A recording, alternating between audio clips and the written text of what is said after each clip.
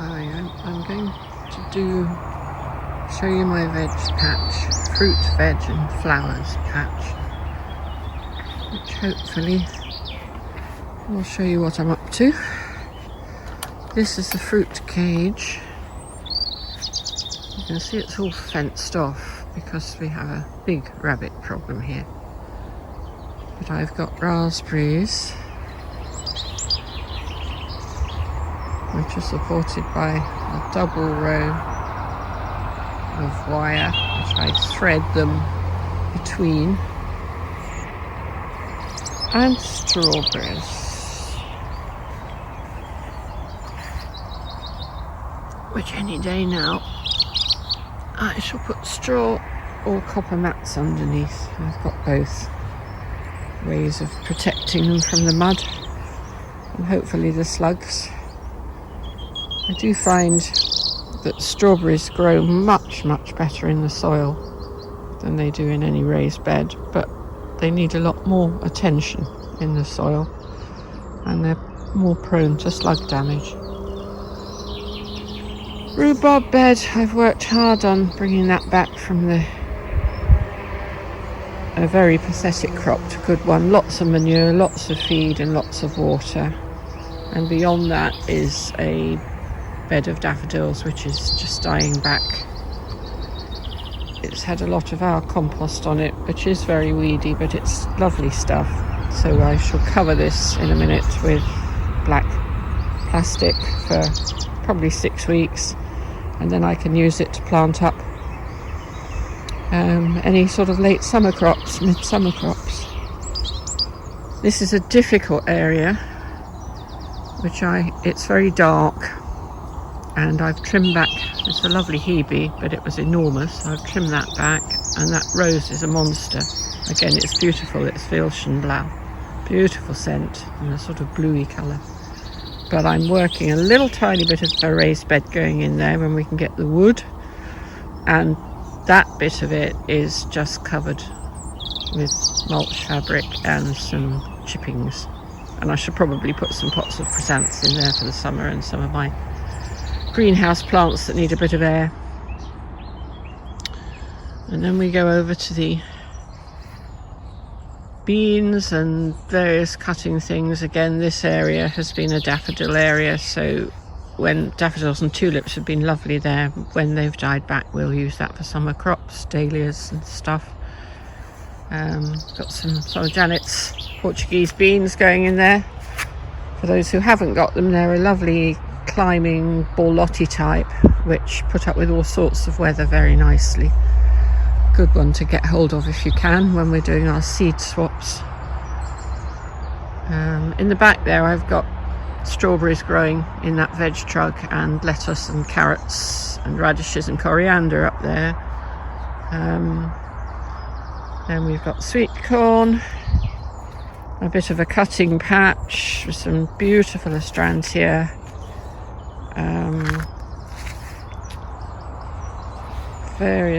That is the lovely totally tangerine geum. Some irises in there which have been beautiful this year, and I'm working very hard on keeping them clear so the sun can bake their roots and we can get lots of flowers. There's asparagus in there and a courgette, and then we've got, oh dear, it's looking very weedy this morning. It doesn't normally look this bad. Anyway, we've got garlic and onions and shallots in there, and we've got leeks just put out, perking themselves out. Some winter, those lettuces have sat all through the winter, so they're beginning to look like little gems at last. Thai basil there, just gone in. Lovely salvia. Chives, I use the flowers as well as the stalks for salads. And we've got some irises. And then this is a bed of flowers. Again, it's been replanted. Be nice to see this later in the year to see what's happening. That rose is doing me proud at the moment. I'm happy with that. Sweet rocket, which I love in flower arrangements. And I got a clematis trained, just opening into a lovely dark purple colour, trained along the fence there.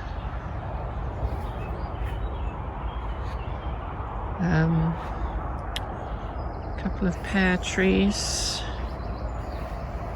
one Williams and one Dwyenda Commies. Can't ever remember which one is which. This one I'm working on training as an espalier. And that's really the content of the fruit and veg garden, except for the red currant. I've just got some new, a new cold frame.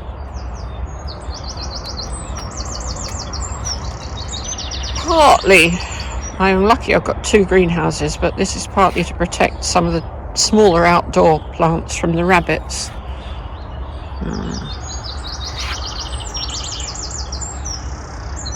And greenhouse there, and got a lovely smelly jasmine climbing up the wall, and the potting shed is up here. Afraid it's not like Monty's. It's always a work in progress. I'm sure his is too, but it's not quite as neat and tidy.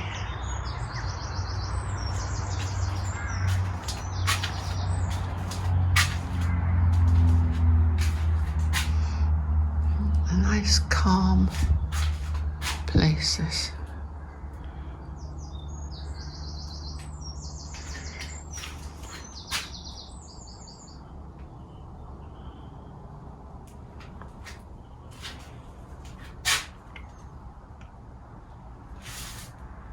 There's my geranium from last year. So we're going up the side of the fruit cage.